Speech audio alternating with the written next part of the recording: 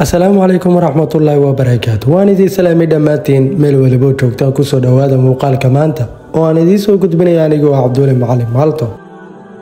Kujisku waa gaadiid ay ciidamada badda isticmaalaan oo loogu talagalay badda hoosteeda inuu muddo dheer ku socdo isagoo aan muuqan. Mararka qaar kujisku badda hoosteeda waxa uu ku jiraa ilaa 9 maalmood. Shaqaalaha iyo ciidanka saaran cuntadii ay cuni lahaayeen iyo adeegyadii kale oo ay u baahnaayeen gudihiisa ayaa loogu diyaariyaa. Wuxuuna sidoo kale awood u leeyahay ilaa 244 mitir inuu gunta hoose ee badda ku socdo. Haddaba waxaan idinkula wadaagaynaa barnaamijkeena wadamada heesta gujisyada xambaara hubka nukliyeerka. balse intaan u gudagelin barnaamijkeena like saar muuqaalkan si uu u gaaro saaxiibo badan, share leh oo la wadaag saaxiibadaada si aan u helno saaxiibo u wanaagsan sida adigoo kale.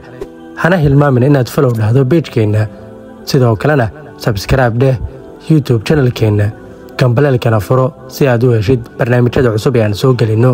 mahadsanid. Horaantii sanadii 1980 Ruushka ayaa samaystay nooca gujiska ee loo yaqaan Typhoon oo dhirirkiisu ahaa 175 mitir halka balliciisana uu ahaa 23 mitir. cabirka gujiskaasi oo u dhigma 2 diyaaradood oo Boeing ah nooca loo yaqaan 737 oo la isdaba dhigay xajmigooda. wadamo kooban ayaa leh maraakiibta gujiska, waliba nooca ku hubeysan gantaalaha nukliyeerka. wuxuuna markabka gujiska oo awood u leeyahay inuu badda hoosteeda uu ka soo rido gantaalaha balastiga iyo inuu xambaaro gantaalaha nukliyeerka. ilaa iyo hadda 6 wadan oo kaliya ayaa leh maraakiibta gujiska oo noocaasi ah. wadamadaasi oo kale ah wadanka Mareykanka oo haysta 68, halka Ruushka uu haysto 29, Shiinaha 12, wadanka Ingiriiska isna waxa uu leeyahay 11, Faransiiska 5 iyo wadanka Hindiya. sidoo kalena khubarada ablaablaysa arrimaha hubkana waxay sheegayaan inay heleen cadeymo muujinaya wadamada Kuuriyada Waqooyi iyo Israa'iil inay leeyihiin maraakiibta gujiska ee gantaalaha nukliyeerka xambaari kara. maraakiibta gujiska sameyntooda waxaa midkiiba ku baxaysa lacag gaaraysa 320.5 bilyan oo dollarka Mareykanka ah.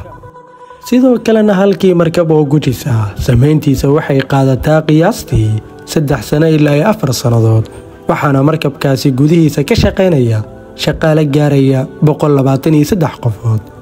dhanka kale matoorka gujiska wuxuu si siman tamarta uga helaa shidaalka iyo korontada, wuxuuna awood u leeyahay marka uu badda hoosteeda uu ku jiro inuu socdo xawaare gaaraya 23 kiiloomitir saacadiiba.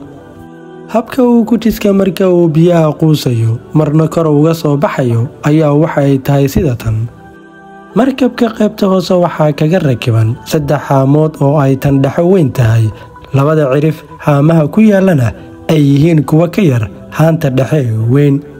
haamaha dhinacyada ku xiran ee yaryarna waxay markabka ka caawinayaan inuu kor ama hoos u socdo oo jihada gujiska uu u soconayo ayay shaqo ku leeyihiin. halka marka la rabo markabka inuu biyaha hoostooda ku socdo, haanta weyn biyo ayaa laga buuxinayaa sida ayuuna ku quusayaa. dhanka kalena marka la rabo inuu gujiska biyaha ka soo baxo, haantii weyneed biyaha ayaa laga sii deynayaa oo naqas ayaa laga buuxinayaa. gujiska caadiga ee isticmaalaan ciidamada badda wadamada hormaray ilaa 10 dal ayaa leh, balse nooca xambaara gantaalaha nukliyeerka ayay dalal badan haysan oo sida weyn la isugu faano ayaa wuxuu yahay markabka gujiska ee xambaara gantaalaha nukliyeerka. waxaa intaa inoogu eg warbixinteennii oo aan idiin soo gudbinaya anigoo ah Cabdulle Macalin Maalto. haddaba haddii aad ka heshay muuqaalkan fadlan like saar, subscribe dheh adigoo gambaleelka furanaya si aad u heshid muuqaalada cusub ee aan soo gelina. hana hilmaamin inaad asxaabtaada la wadaagtid adigoo sheer garanaya muuqaalkan. mahadsanid.